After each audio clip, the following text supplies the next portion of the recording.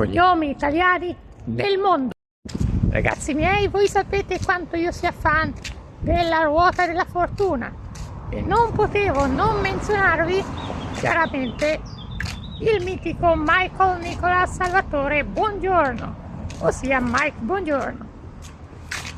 Ebbene sì, anche lui, come tutti voi saprete, era statunitense ma aveva origini italiane e precisamente palermitane e torinesi.